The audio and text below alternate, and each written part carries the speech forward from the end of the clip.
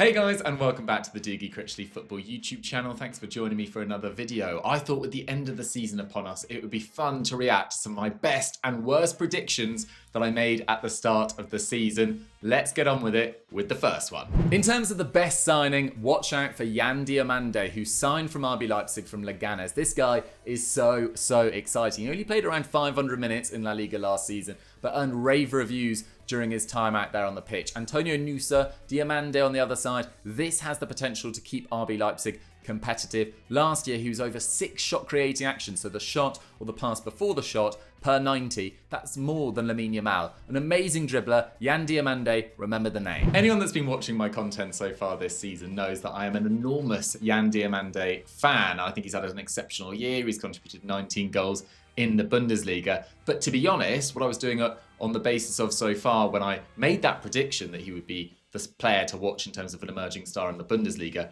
was the data. The data was absolutely popping during his time at Leganes. I actually hadn't seen that much of him. Now fast forward 12 months, he is Liverpool's top target supposedly, linked with PSG, a number of other clubs as well. He has been absolutely sensational. So that's a solid start.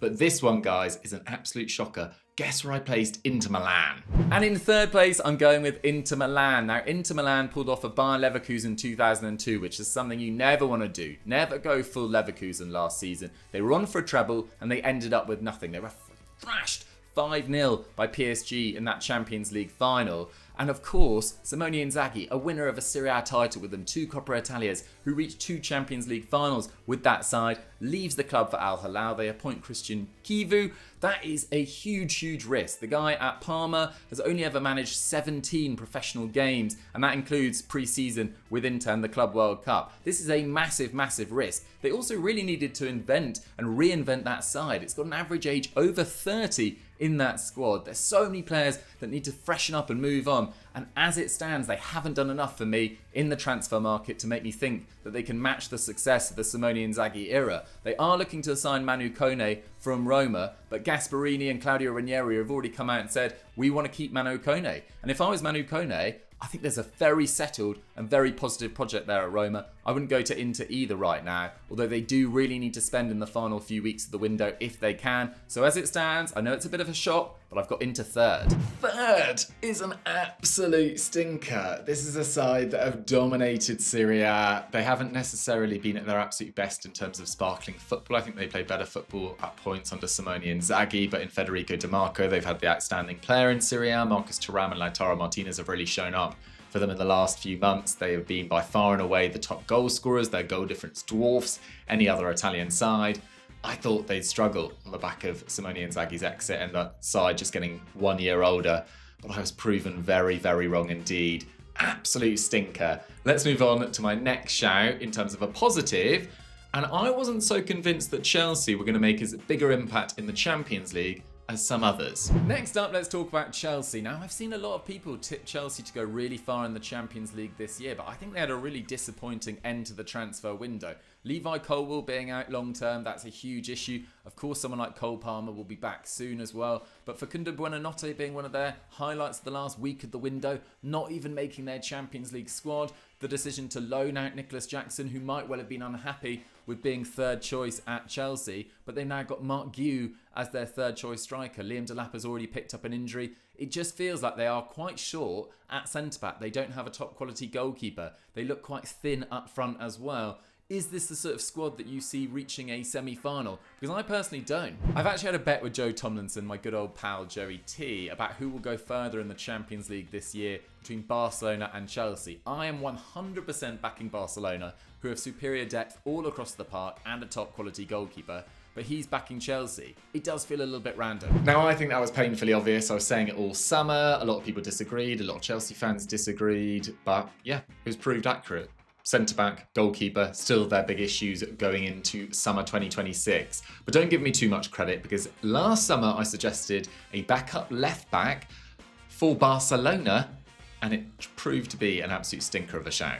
Roll the clip. But in terms of a backup left back for Barcelona that would realistically arrive at Barcelona in the final few weeks of the window, I think they could do a lot worse than Alexander Zinchenko. Look, a few weeks ago I was suggesting him for West Ham as an attacking midfielder, but it's clear that he would do a job at Barcelona as a backup to Balde, and he's clearly not wanted by Arsenal either. They've got Calafiori, they've got Luis Skelly, they've got Jurian Timber. They need to sell the likes of Kivior, Zinchenko, Fabio Vieira, Reece Nelson, especially with that Eze deal looking like it's going to be completed imminently. I think they'd accept a fee for Zinchenko, and a fairly affordable one too. If Barcelona came forward and offered £15 million to £20 million for Zinchenko, I think Arsenal would probably take it. Alexander Zinchenko ended up at Nottingham Forest. He then went to Ajax. Unfortunately, he did his ACL on, I think it was on his Ajax debut, maybe his second game as well, so it hasn't got going whatsoever at Ajax. His career very much at a crossroads. Brutal. A lot of people said in the comments of that video, Dougie, you're wrong, he's not good enough. We will use Gerard Martin as our backup, etc. In the end, Gerard Martin's ended up having to play a lot at centre-back and done a fantastic job there. But Zinchenko for Barcelona, that was an absolute shocker. But my prediction for La Liga's title race wasn't too bad. In terms of the winner in La Liga, I think it's really difficult to look past Barcelona. They ended up finishing 4 points clear of Real Madrid last season, and they only lost 3 of their final 35 games in all competitions to win a domestic treble. They were minutes away from a Champions League final before a Cherby equalised and then Frattesi grabbed the winner in that Champions League semi-final against Inter Milan. And I think what a lot of people don't remember about last season is they're actually 7 points behind Real Madrid in January. It was an incredible comeback. And to that squad, they've added Joan Garcia, who I thought was La Liga's probably best goalkeeper last season. He prevented nearly 8 XG. That was 5th in Europe's top 5 leagues. Absolutely crucial as Espanyol staved off relegation. They've also added Marcus Rashford, so they can now choose between Rashford, Yamal, Rafinha, Lewandowski, Ferran Torres, Dani Olmo. Fermin Lopez could play further forward, so could Gavi. They've got Marc Bernal back fit too. And guys, get this. In terms of opponents and where they finished last year, they don't play an opponent that finished in the top 7 of La Liga until the 26th of October when they take on Real Madrid in El Clasico. Everything is set for Barcelona to go back-to-back. In the same video though, I was picking out shock underachievers, players to watch in every league around Europe, and my pick for biggest underachiever in La Liga, shocker. In terms of a shock underperformer, I'm going with Villarreal. They finished 5th last year. They have qualified for the Champions League for the first time since 2022 when they eventually reached the semi-finals. They beat Juventus, they beat Bayern before losing to finalists Liverpool that year. They've lost Alex Baena, their most creative player, the most creative player in Europe's top 5 leagues last season. They lost Tieno Barry, their top goal scorer. I really don't like some of the additions. I don't think they've strengthened nearly enough. They've signed Thomas Partey, which just feels like an absolute PR disaster. And look, I really like Marcelino as a manager, but I think they've gone away from their model this summer, not replaced to the same quality, and I think they'll have a disappointing campaign. Yeah, hold my hands up. Villarreal and Marcelino have once again proved me very, very wrong. Really underestimated some of their signings, particularly Malero. Nicola Pepe's had a great year. Gerard Moreno's continually picking up goals as well. George's Mikautadze, absolute massive fan of him. I think he's been brilliant as well. So that was a bit of a stinker. As for this suggestion for Chelsea in terms of a centre-back they could target though, I think it was pretty solid. And Chelsea's centre-backs going into next season, Colwill, Fofana, Tosin, Chalobah, Badiashile, Disasi, Gilchrist. Do we think this is a title-winning set of centre-backs? I have my massive doubts about that. Do we think their goalkeeper is title-winning quality as well? Again, on the lowdown last week, I was talking about Diogo Costa and what a smart signing I think he could be for Chelsea. But in the centre-back area, I think they are weak. And look, I really like Wesley Fofana as a player, but he's been there for 3 years now and he's played 34 games due to injury. 34 in 3 years for a £70 million plus signing. It's not good enough. I think they should look for another centre-back, and I think they should look at Brighton's Jan-Paul van Hecke. Big fan of Jan-Paul van Hecke, and with Chelsea reportedly targeting Premier League quality this summer, I think Jan-Paul van Hecke, Maxence Lacroix, these are the sort of centre-backs that Chelsea should be targeting. Let's rewind the clocks though and talk about Sunderland. What did I think about Sunderland in terms of where they'd finished this season? Ye of little faith, Dougie. Roll the clip. In terms of what I'm expecting from Sunderland this year, look, I've seen a lot of people saying we'll be pushing sort of 15th or so. I'm less convinced. I think we're definitely going to be in a real scrap until the 38th game of this campaign. But I'm excited. I think we had to commit heavily this summer. I think there was an argument you could have replaced every single member of our starting 11 in terms of quality, given the gap of the last 2 years. But I think we'll be in and in about it. I think we'll end up finishing, if I had to say right now with my crystal ball, I think we'll finish 17th. I think we'll survive. I'm very excited. The thing that's most worrying me is our December. We're playing Liverpool, City twice actually, Newcastle, Brighton and Leeds. And then a lot of our players go to AFCON in January as well. That is going to be a really, really crucial time of the season for Sunderland. Back your team. I like so much of the business, but still only 17th is where I had them. Really, really underestimated Sunderland's season. We have been pretty much safe from relegation from around November time, it felt like. I think we were 4th in November. We were mathematically pretty much safe weeks ago. From about March, it was a bit of a coast towards the end of the season. Phenomenal season. I've absolutely loved it. This pick out, though, was much, much better. This is a player that I thought could emerge and be one of the wonder kids to watch this season, Luka Vuskovic. Roll the clip. Next up, I want to talk about Luka Vuskovic, who joined Spurs permanently this summer. Now, he spent last season on loan at Westerlo in the Belgian top flight, where he was absolutely phenomenal. He scored a number of goals. He ranked in the top 1% of centre-backs in Europe for shots, top 5% for progressive passes. You know when a player just looks far too good for their league. That was Vuskovic at 18 years old at 6'4". I wanted him to go out on loan this year, ideally to my club Sunderland. I wanted to play him alongside Dan Ballard. Unfortunately now, I don't think that's likely to happen. He absolutely excelled in a pre-season friendly against Reading at the weekend alongside Mickey van der Ven. Dragason's still injured, so he's technically still 3rd or 4th choice behind Romero, who doesn't look like he's going to leave, Van der Ven, and probably on a par with Kevin Danso. I wanted this to happen. I don't think it is, but hopefully he gets some minutes this season, and if so, I think he could really explode. Fast forward to May 2026, and Luka Vuskovic is one of the most talked about young centre-backs in the world. Pretty pleased with that shout. I didn't think he'd be loaned out though, so I was wrong on that front, so you can never really have it all, but he's been absolutely sensational so far for Hamburg. Let's go back to a negative shout though, and this was my prediction for Champions League winner. Ish. Next up, let's talk about Barcelona. Now, they were minutes away from the final last year. Acerbi forced extra time, then Davide Fratesi scored an extra time. They exit, and I would have loved to see that game, PSG versus Barcelona, in the final, especially with the way it developed with Inter Milan really not turning up at all and being absolutely steamrolled by Luis Enrique's side. But Barcelona were so entertaining in that competition last year. They lost 3 times, but when they did win, they generally won big. They scored 28 goals in 8 league games. They were absolutely phenomenal to watch, and it does feel like they've really improved across their side this year, particularly in attacking depth. You look at Marcus Rashford backing up Lewandowski, Ferran Torres still there, Dani Olmo on the bench, Rafinha, Yamal still there, Gavi, Fermin Lopez. They have so many options in forward areas, which is so exciting. Did they make a mistake, though, selling Inigo Martinez? That is the big question. We need Ronald Araujo to stay fit for this prediction to come true. But at the moment, I have Barcelona as my winners of the entire competition. I know they haven't set La Liga alight just yet, but I do think Hansi Flick football really does create so many attacking opportunities. I think they've got the depth. I think they've got the players. It does slightly rely on Robert Lewandowski staying fit and firing like he did last year, but his performances under Hansi Flick, both for Bayern and Barcelona, have been absolutely immense. And I think this year, Yamal, Rafinha, Lewandowski, but particularly Yamal, fires them to the Champions League, and this would be their first final since 2015. But I'm backing them to get over the line and do it. Back Barcelona!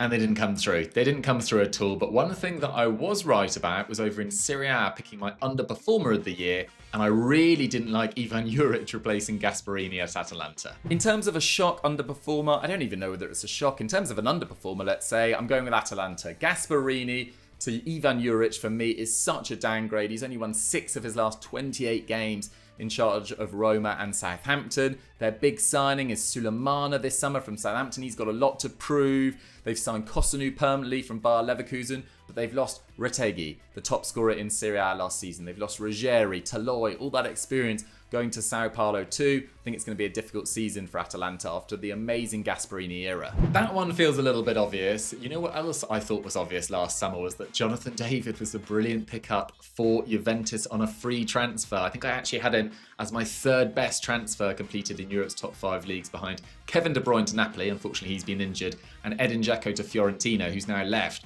for Schalke. So both of those 3, all 3 of those, haven't really come through whatsoever. De Bruyne much more down to injury, but I was hot on Jonathan David. In at 5, it's Jonathan David. Someone has finally taken the plunge, and it's Juventus. They've signed him on a free. This is a guy that scored over 25 goals in all competitions for the last 3 seasons. His Champions League record really, really impressive. 10 goals and 2 assists in 18 Champions League games. He's got a phenomenal record of scoring in the league versus Lyon, versus Marseille, versus PSG, and for years now I've been questioning, why has no one taken the plunge on Jonathan David? Ultimately, I think it came down to the fact that he was too important to Lille. They were looking for a fee that a lot of clubs had some doubts around. But this is a really versatile player that can play on the right, he can play centrally as well. His scoring record's phenomenal, and he's always stepped up in the biggest games. He's scored versus Real Madrid, Atleti, Juventus, Dortmund, Liverpool in the Champions League. Last season, he created as many chances as Lautaro Martinez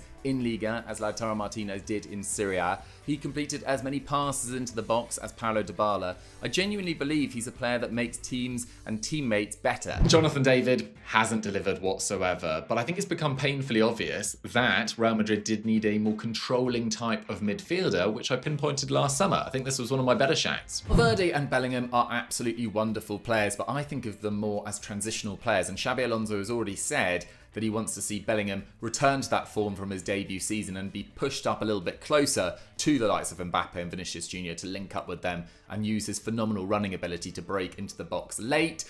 I love Camavinga as a player, but he does have a slightly dodgy injury record, and he's more of a sort of dynamic line breaker. He is a very solid passer, but I do think they're missing a sort of metronome in midfield since Toni Kroos's departure. And yes, Arda Güler can definitely link midfield and attack, but that's a lot of pressure for a 20-year-old. So I think they should look at Stuttgart's Angelo Stiller. Angelo Stiller still being linked with Real Madrid. I think he would have been a great pickup for them. I wonder whether they go for that more controlling type of midfielder this summer. But staying in Germany, I wasn't so hot on Bayern Munich's Champions League hopes, and ultimately they didn't reach the final, of course, after that thrilling semi-final against PSG. But I think it's fair to say that I underestimated them, and the addition of Luis Diaz. Roll the clip. Next up, let's talk about Bayern Munich. And I've seen a lot of people actually be quite hot on Bayern Munich for the Champions League this year, which for me is a little bit rogue. They've actually only reached one semi-final in the last 5 seasons. And you look at their summer business, does it scream to you Champions League challenger? For me, it doesn't. I think Luis Diaz is an interesting signing for the short term, but long term, I think they could have gone for more attractive, more exciting options. A Rafa Leao, a Nico Williams, for example.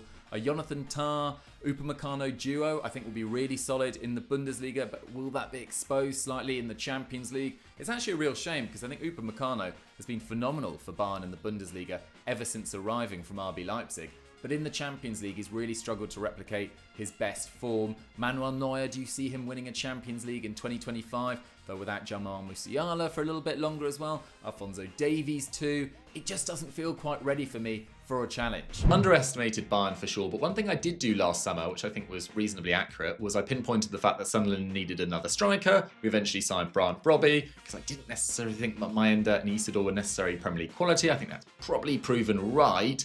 And the player that I suggested, I've already mentioned him in this video. Oh, I would have loved to see this happen. Roll the VT. And finally, I think Sunderland could really do with another striker. I have my doubts about Wilson Isidore and Mayenda's instant ability to step up to Premier League level. Mark Hughes not really ever played in the Premier League, so I think we should look for a top player that could be available on the cheap this year and bring in Georges Mikautadze from Lyon. Now, Lyon have had huge financial issues over the last year, 18 months or so. They were actually relegated to Ligue 2 at the end of last season. They've appealed that successfully, so they will still be in Liga this season. But they sold Kakare to Como in January. Ryan Cherki went to Man City for a real bargain price. I think Georges Mikautadze could follow the likes of Anthony Lopez and Alexandre Lacazette out the door too. Okay, I got that transfer situation right, but one thing I definitely didn't get right was PSG's business, particularly talking about Lucas Chevalier last summer.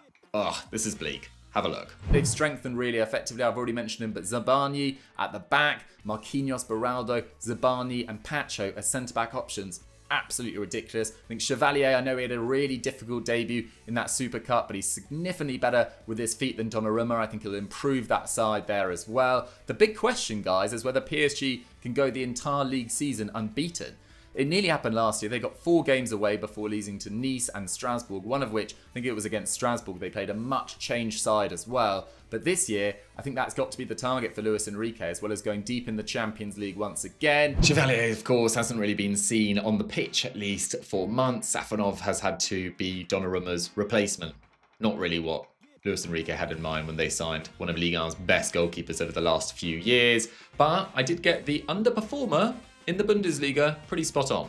In terms of a shock underperformer, I think it's easy to go for RB Leipzig, but I'm actually going to go for Borussia Mönchengladbach. I think the loss of Alisson Player, who is past his best, is a really big addition there. Itakura too, who's gone to Ajax, but Player, 11 league goals last season, and him and Kleindienst were the only players to score over 4 league goals. I wonder whether Borussia Mönchengladbach, who have fallen back from those heady days under Marco Rose, could even be an outside shout for a relegation scrap this season. Gladbach have been unbelievably disappointing this year. Unbelievably disappointing, that almost doesn't really make sense as a link. But either way, they've been very, very average this year.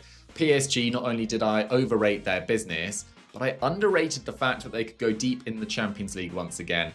Watch this. PSG were phenomenal last year. They won 48 of 65 games in all competitions. They then reached the Club World Cup final, but they are already feeling the effects of that competition. They didn't have a pre-season. They've gone straight into this campaign. Fabian Ruiz, Desiree Doué, Ousmane Dembele have already picked up injuries. I just think it's going to be really difficult for them to basically play for 2 years straight and reach another Champions League final. For me, they could go on a run. They'll definitely make the knockouts, but they won't go too much further than that. One thing that I didn't get wrong in terms of the Champions League was Arsenal's potential, though. Roll this VT. Have a listen. Gyökeres, Zubamendi, Eze, these really raise the level of their starting 11. You look at their depth, particularly in defence, with Hincapié, Ben White, players like Lewis Skelly on the bench, Marino, Ethan Nwaneri. It does really feel like this is a squad that is built to challenge on all fronts. I think they've absolutely nailed the draw. Some of their tougher games are at home. Bayern and Atleti, they also play Kairat, the Kazakhstani team, at home as well. They do have to go to Athletic Club. They've got to go to Inter Milan, but I don't think Inter Milan are going to be as good as they were last year in the Champions League. In terms of where Arsenal finish up, I think they reach the semi-finals once again, but I think draw dependent, they've got a chance of reaching the final as well. Do not sleep on Arsenal this year. I can see them going very far indeed. So guys, that was reacting to my best and worst takes this season. What were your best and worst takes this season? Let me know in the comments. Did I miss any out? Also, to clarify, I didn't include any mentions or any shouts that I've made in the, I think, 28 episodes of The Truth. I didn't include any mentions that I've done in my short form videos as well. I'm sure there's been some absolute stinkers in there. Actually, not even to mention Tati Castellanos, who I completely ruled out as a decent signing for West Ham before he'd even kicked a ball for them. That has proven probably my worst shout of the season, but I didn't include any vertical videos in this. I hope you guys enjoyed this video. I always think it's important to laugh at yourself, admit where you got things wrong, give yourself a little tap on the back when you got something right as well. But it's all good fun, guys. It's a game of opinions. Thank you so much for watching. If you enjoyed it, don't forget to like the video and subscribe to the channel, and I'll catch you next time.